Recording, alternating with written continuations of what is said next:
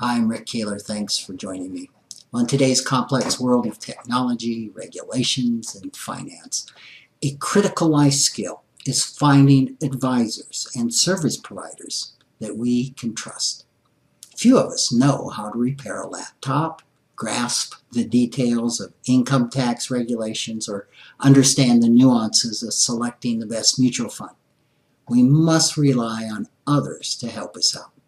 In the legal sense, there are very few people who owe us their trust.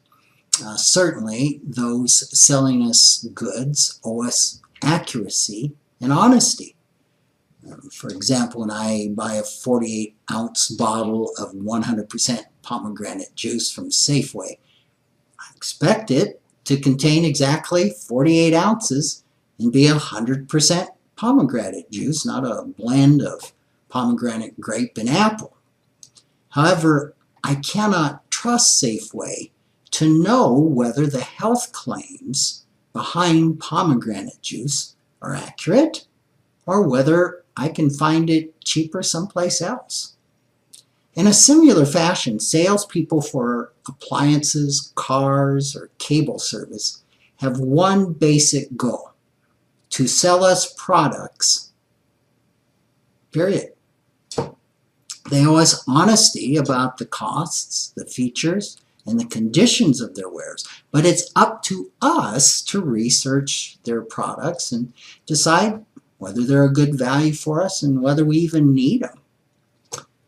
Now, professionals in some fields give unbiased advice about certain products or services as they relate specifically to you and I. In a legal sense, such professionals do owe you trust. They have a fiduciary duty to be your advocate.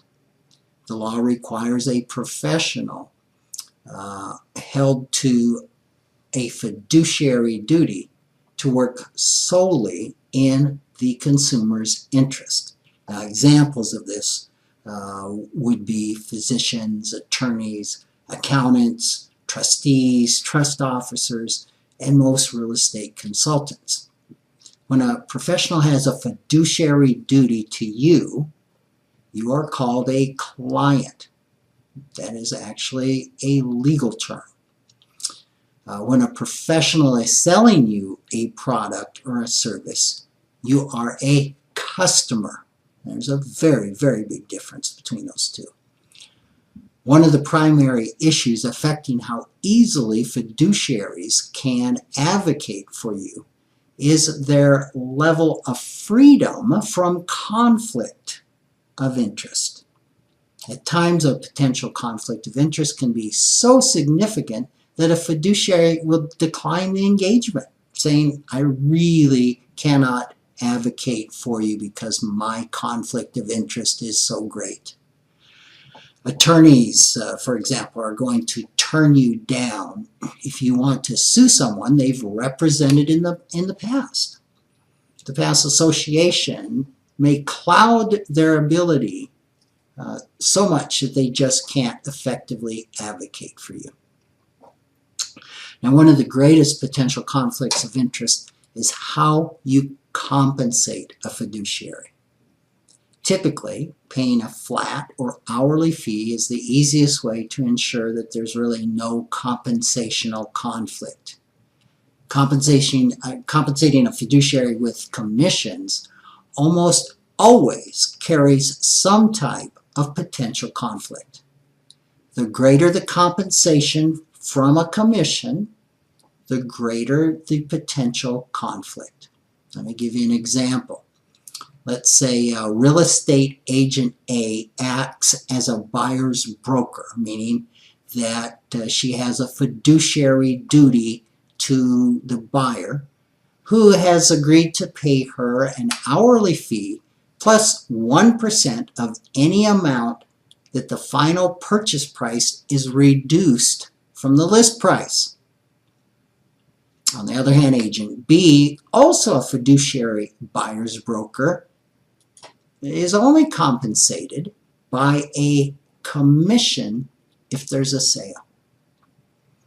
Now, which agent has the larger potential conflict of interest? Well, without a question, Agent B, he may face a situation where his client's interest would be best served by a sale with a lower commission or even no sale at all. Advocating for his client would mean a direct financial loss for Agent B. Or for Agent A, it would mean a small increase in advocating for a lower price. So to minimize such potential conflicts, in most states, real estate agents are required to clearly disclose fees and get clients written acknowledgement as to whom they represent, whether they do represent you and your client or they don't and you're a customer. Unfortunately, the total fees charged by investment advisors, and whether you're a customer or a client, is seldom clear, often even when the advisor assures you that you're going to be a client. Many advisors don't know the difference. So what can you do to protect yourself? Next week, I'll give you a 5-minute solution. Take care.